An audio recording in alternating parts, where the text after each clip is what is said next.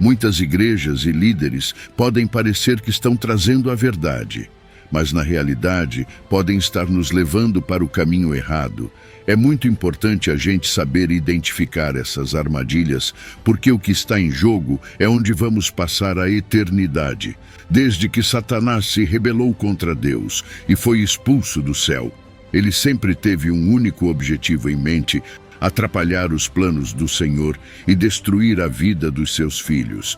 O maior campo de batalha acontece dentro das nossas próprias igrejas. Neste vídeo eu vou te mostrar quais são as estratégias que estão fazendo com que muitas pessoas se desviem do verdadeiro evangelho. É muito importante que você esteja atento e vigilante, porque isso pode estar acontecendo bem diante dos seus olhos. Nos dias atuais, tem acontecido muito o surgimento de novas doutrinas. Esse é um dos tipos de ataques que mais tem causado estragos dentro da igreja. Nos últimos tempos, o diabo tem se aproveitado de mensagens como Deus odeia o pecado, mas ama o pecador, e ele tem enganado muitas pessoas, fazendo elas acreditarem que não precisam mudar de vida. Esse é certamente um dos ataques mais perigosos e tem causado muita confusão dentro da igreja. Ultimamente, o diabo tem utilizado mensagens como Deus odeia o pecado, mas ama o pecador, levando muitas pessoas a acreditar que não é necessário mudar de vida. Paulo, em sua carta, alertou que se alguém, mesmo um anjo do céu, pregasse um evangelho diferente daquele que ele havia pregado, que tal pessoa fosse anátema à ideia de que Deus odeia o pecado, mas ama o pecador. É verdadeira até certo ponto. Deus de fato ama todos, mas esse amor não é uma licença. Para vivermos como bem entendemos, Deus ama, mas também convoca todos ao arrependimento, e também o que você deve fazer para não cair nessas armadilhas espirituais. Mas antes de começar, eu quero pedir que você se inscreva. É muito rapidinho, clica aqui em inscrever-se. Do lado vai aparecer um sininho, selecione o sininho e clique na opção todas. Assim, você vai receber diretamente no seu celular os próximos vídeos que eu colocar. Vamos continuar. Se nos depararmos com um sinal que diz "cuidado com o cachorro", imediatamente ficamos em alerta. Mas como você reagiria se, ao chegar a determinado lugar, alguém o alertasse? "Cuidado, um pitbull está solto"? Vamos supor por um momento que você não tenha ideia de como esses animais se parecem. Como você poderia se proteger adequadamente? Para seguir esse alerta, você precisaria de uma descrição detalhada do cão específico. Caso contrário, é provável que tenha medo de todos os cachorros que encontrar na rua. Isso se assemelha ao aviso do Senhor Jesus Cristo em Mateus 7,15. "Cuidado com os falsos profetas que aparecem em roupas de ovelhas, mas por dentro são lobos vorazes", caro ouvinte. Para considerar seriamente este aviso, precisamos separar os líderes genuínos dos falsos. Caso contrário, corremos o risco de rejeitar indiscriminadamente todos ou prestar atenção àqueles quais não deveríamos estar ouvindo. O Senhor não está dizendo aqui para termos cuidado com todos os pregadores e pastores, mas sim para nos precavermos dos falsos profetas. A primeira coisa que devemos fazer, então, é definir o que este termo significa. E para isso devemos começar definindo o que é um profeta. De forma geral, um profeta é alguém que comunica a verdade de Deus aos outros. O termo grego profetes pode ser entendido como alguém que fala ou defende. Os profetas, às vezes, são chamados de videntes, devido à sua visão espiritual ou sua capacidade de prever o futuro. Na Bíblia, os profetas frequentemente tinham o papel duplo de educar e revelar, falando a verdade de Deus sobre questões atuais, ao mesmo tempo em que revelavam detalhes sobre o futuro. O ministério de Isaías, por exemplo, impactou tanto o presente quanto o futuro. Ele pregou corajosamente contra a corrupção prevalente e desdobrou visões abrangentes sobre o destino de Israel. O dever dos profetas era transmitir a palavra de Deus ao povo fielmente. Eles desempenharam um papel crítico em orientar os israelitas e estabelecer a igreja. A casa de Deus é erguida sobre o fundamento dos apóstolos e profetas, com Jesus Cristo sendo a principal pedra angular. Muitos profetas são mencionados na Bíblia, incluindo mulheres. Muitos outros profetizaram, como os 70 anciãos de Israel. Então o Senhor desceu em uma nuvem, falou com Moisés e tomou um pouco do Espírito que estava nele e o colocou nos 70 anciãos. Quando o Espírito repousou sobre eles, profetizaram e não pararam. O primeiro profeta mencionado na Bíblia é Abraão. Em Gênesis capítulo 20, versículo 7, Deus falou com Abimeleque em um sonho dizendo: agora devolva a mulher desse homem, pois ele é profeta, e ele intercederá por você para que você viva. Mas, se não a devolver, saiba que certamente morrerá, você e todos os seus.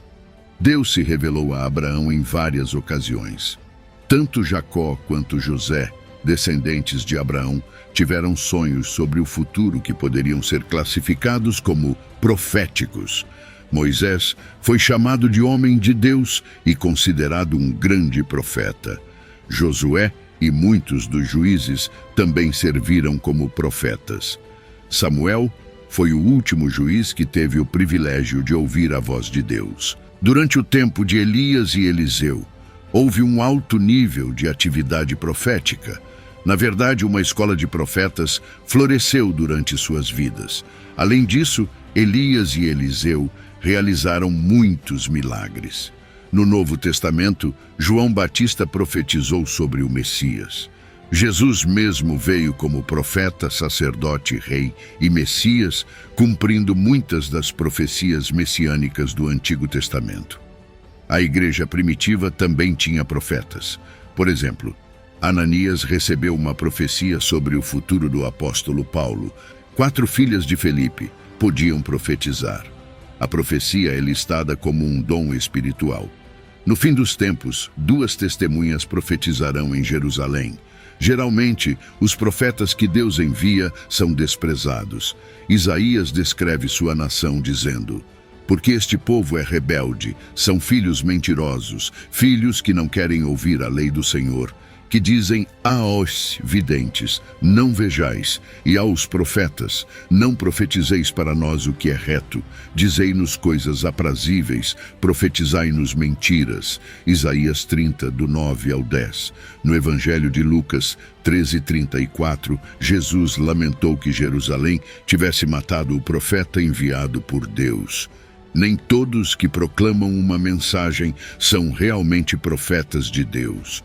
Os falsos profetas são aqueles que falam em nome de um falso Deus, um ídolo, ou aqueles que afirmam falar pelo verdadeiro Deus, mas o fazem falsamente.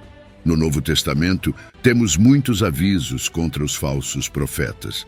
Jesus ensinou: cuidado com os falsos profetas que vêm a vós disfarçados de ovelhas.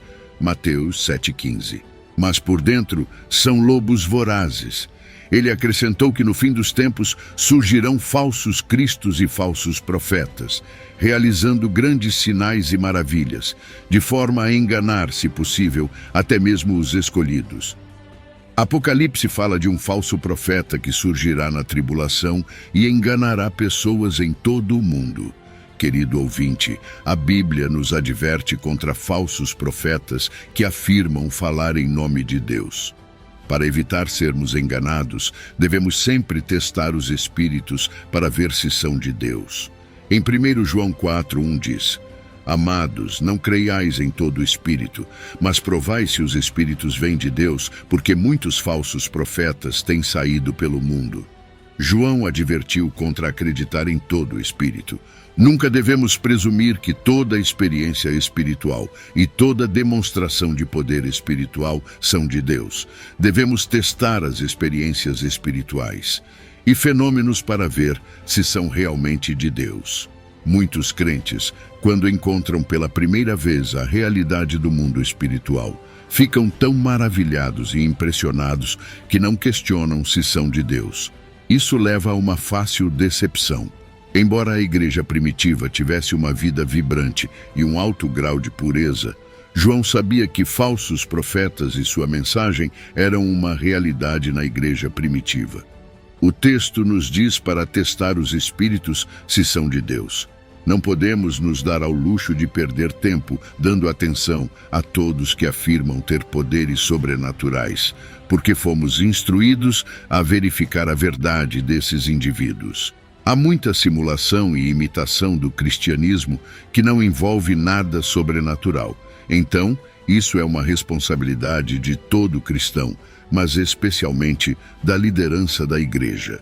Em linha com 1 Coríntios 14, 29, da mesma forma, deixe o profeta falar 2 ou 3 e deixe os outros discernirem. Em 1 Tessalonicenses 5, 21 diz: examinai tudo, retende o bem.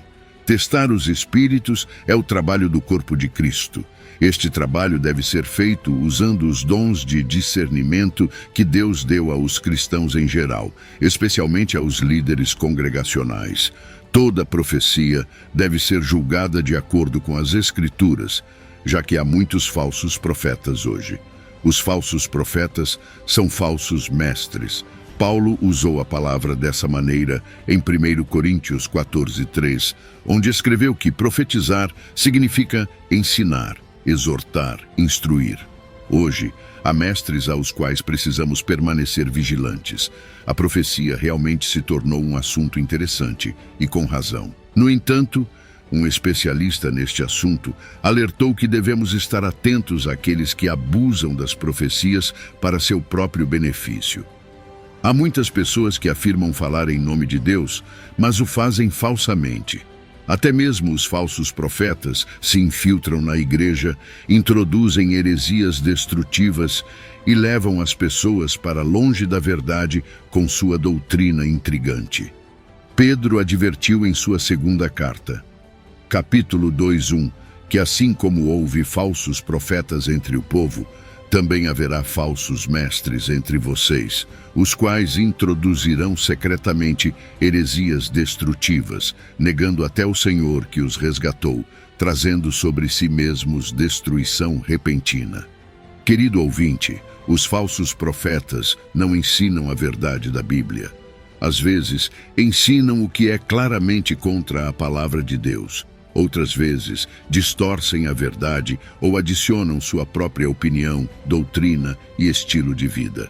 Enquanto alguns falsos profetas se enganam e não percebem que estão propagando mentiras, muitos outros são impulsionados pela ganância e pelo orgulho. Seu objetivo não é fazer discípulos de Jesus, mas discípulos de suas próprias doutrinas. Os falsos profetas trazem destruição à igreja. Sua doutrina distorcida atrai pessoas volúveis que não têm uma base sólida, pessoas que estão apenas começando a buscar a Deus ou que não têm um relacionamento sólido com Ele. Em 2 Pedro 2,14 lemos: seus olhos estão cheios de adultério e não conseguem parar de pecar. Eles seduzem almas volúveis. Seus corações estão acostumados à cobardia e são filhos de maldição. Abandonaram o caminho certo e se desviaram, seguindo o caminho de Balaão, filho de Beor, que amou a recompensa da maldade. Esses falsos profetas ímpios são uma presença perigosa e corruptora no corpo de Cristo, não apenas enganando os outros, mas também a si mesmos. O texto citado nos diz que seus olhos estão cheios de adultério, seu coração está na carne e seus olhos estão fixos no adultério, tanto espiritual quanto sexual. Eles se aproveitam dos instáveis para se juntarem a seus caminhos. Eles seduzem almas volúveis. Literalmente, Pedro escreveu que seus olhos estão cheios de uma mulher adúltera. Eles desejam toda garota que veem, olham para cada mulher como uma vítima em potencial. O texto continua adicionando: seus corações estão acostumados a ganhos ilícitos e são filhos de uma maldição. Esses falsos profetas não estão equipados para o ministério, mas para o ganho egoísta. Eles realmente são filhos da maldição. Todos nós treinamos nossos corações para algo, seja para a ganância e luxúria ou para a piedade. Esses falsos profetas são como Balaão, que cometeu o maior pecado. Balaão teve que ser repreendido por uma besta de carga muda porque não queria ouvir a Deus. Mesmo os cristãos mais fortes podem ser enganados por um curto período de tempo antes de perceberem as verdadeiras intenções do falso mestre. Eles pregam liberdade, mas seus ensinamentos só levam a correntes. Pedro advertiu que muitos seguirão sua libertinagem e, por causa deles, a verdade será difamada. No final, o trabalho dos falsos profetas blasfema o nome de Deus e arruína a reputação de seu povo. No Evangelho de Mateus 7:15 e 23, Jesus deu um aviso sobre os falsos profetas, dizendo: "Cuidado com os falsos profetas, que vêm a vós disfarçados de ovelhas, mas por dentro são lobos vorazes. Pelos seus frutos os conhecereis. Porventura colhem-se uvas dos espinhos ou figos dos abrolhos. Assim, toda árvore boa produz bons frutos. Mas uma árvore má dá frutos ruins. Uma boa árvore não pode dar frutos ruins, nem uma árvore má pode dar bons frutos. Toda árvore que não dá bons frutos é cortada e lançada ao fogo.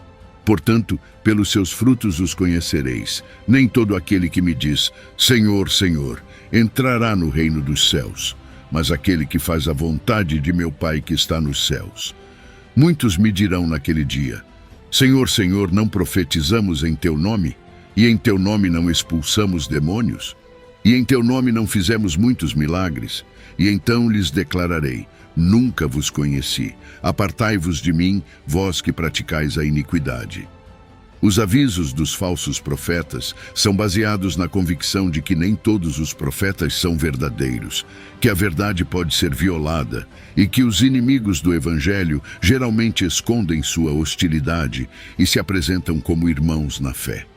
É da natureza desses falsos profetas enganar e negar sua própria. Em sua maioria, eles enganam até a si mesmos, acreditando serem ovelhas, quando na realidade são lobos vorazes. O lobo não existe para mais nada. Você não pode mantê-lo como animal de estimação, não pode comer sua carne. Essa besta está lá e devemos nos precaver dela. Da mesma forma, devemos nos precaver desses homens que existem apenas para enganar almas, daqueles que são despertados pela pregação do Evangelho, que estão ao lado do portão estreito, fazendo tudo o que podem para impedir que pecadores entrem por ele.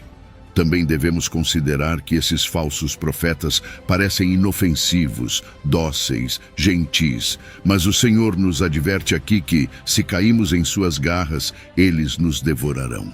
Em Romanos 16, o apóstolo Paulo não apenas adverte, mas implora aos irmãos que mantenham seus olhos abertos por causa do grande perigo que esses homens representam. Eu imploro a vocês, irmãos, que levem aviso daqueles que estão causando divisões e obstáculos contra a doutrina que vocês aprenderam e para se separarem deles, pois tais indivíduos não servem ao nosso Senhor Jesus Cristo, mas aos seus próprios desejos. Com palavras suaves e lisonjas, eles enganam os corações dos ingênuos. As palavras desses homens são suaves, fáceis de engolir. Paulo usa uma palavra grega composta ali, Creste, de Cresto, que significa útil, bom, benéfico, e loia, que significa discurso. Eles não vêm até nós dizendo, eu não acredito que a Bíblia é a palavra de Deus. Eles vêm disfarçados, falando sobre coisas que parecem úteis para nós, e com essas palavras suaves, Paulo diz que eles enganam os corações dos ingênuos. A falha básica de um falso profeta é o interesse próprio, que pode ser expresso pelo desejo de buscar uma vida fácil, uma ânsia por prestígio ou o desejo de implementar suas próprias ideias, e não as ideias de Deus. O texto citado diz, pelos seus frutos os conhecereis. Nos protegemos dos falsos profetas, observando seus frutos, o que significa olhar para diferentes aspectos de suas vidas e ministérios. Em primeiro lugar, devemos prestar atenção ao estilo de vida que um professor demonstra. Ele demonstra justiça, humildade e fidelidade na maneira como vive. Em segundo lugar, devemos prestar atenção ao conteúdo de seus ensinamentos. É o verdadeiro fruto da palavra de Deus, ou é centrado no homem e agradável aos ouvidos? Em terceiro lugar, devemos prestar atenção ao efeito de seus ensinamentos. As pessoas estão crescendo em Jesus ou estão apenas sendo entretidas e eventualmente se afastando?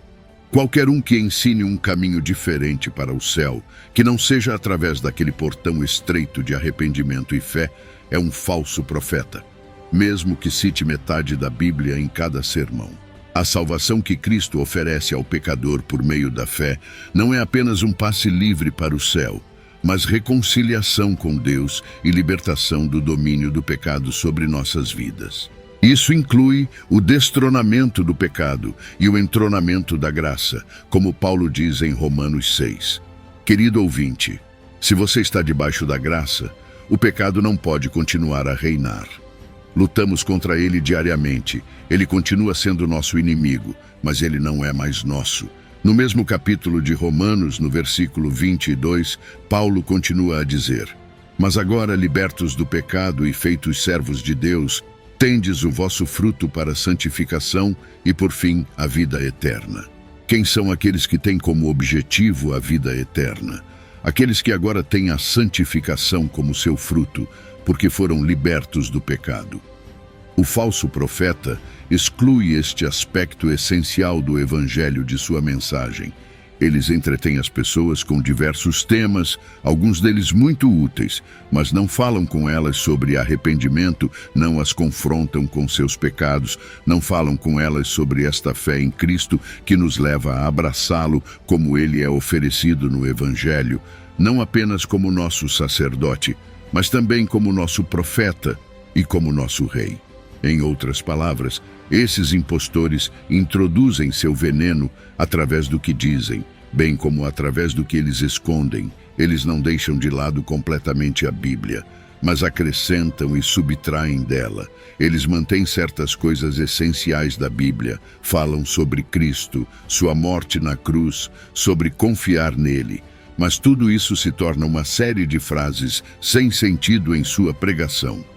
Meus queridos, as portas do inferno, felizmente, não podem prevalecer contra a igreja, e os falsos profetas não são diferentes. No mesmo capítulo sobre falsos profetas, Pedro lembra à igreja que o Senhor sabe como livrar os fiéis da tentação e reservar os ímpios para o castigo no dia do julgamento. Deus condena os falsos profetas com algumas das mais severas punições na Bíblia. Deus promete que seu destino será rápido e que para eles está reservada a mais densa escuridão para sempre, conforme referenciado em 2 Pedro 2, 1. Querido ouvinte, se você não quer pertencer a este grupo, certifique-se de ter entrado pelo portão estreito e esteja caminhando no caminho estreito. Em Mateus 7, 13 e 14, Jesus disse: Entrem pela porta estreita, porque larga é a porta, e amplo é o caminho que leva à perdição, e são muitos os que entram por ela. Mas estreita é a porta, e apertado o caminho que leva à vida, e são poucos os que a encontram. Por outro lado, se houver um falso profeta em sua igreja, entre seus amigos cristãos ou na mídia, que está levando os cristãos para longe da verdade, lembre-se de que, para os cristãos, é apenas um teste que passará. Sua maldade logo será exposta, ou aqueles que estão seguindo fielmente Cristo eventualmente verão suas presas por trás de sua aparência de ovelha. Devemos orar para que os falsos profetas se arrependam de seus erros e que outros não sejam feitos cativos. Também devemos ser diligentes. Ao estudar a verdade por nós mesmos, a melhor maneira de reconhecer uma falsidade é estar bem versado na própria verdade. Combata o perigo dos falsos profetas olhando para Deus como a fonte da verdade. Compare tudo o que ouvir com o que ele realmente diz em sua palavra, a Bíblia, e compartilhe a verdade do Evangelho com os outros. A palavra de Deus é poderosa e necessária para vivermos eficientemente. Todos podemos seguir o conselho de Paulo a Timóteo. Esforce-se para apresentar-se a Deus como um trabalhador aprovado, que não tem do que se envergonhar e que interpreta corretamente a palavra da verdade. Durante esta jornada, passaremos por muitas circunstâncias difíceis, mas independentemente disso, eu o encorajo, em nome do nosso Senhor Jesus Cristo, a sempre permanecer firme. Chegamos ao fim deste vídeo. Obrigado por fazer parte do nosso canal. Valorizamos muito você, meu caro ouvinte. Compartilhe este vídeo para abrirmos os olhos das pessoas. Até o próximo vídeo!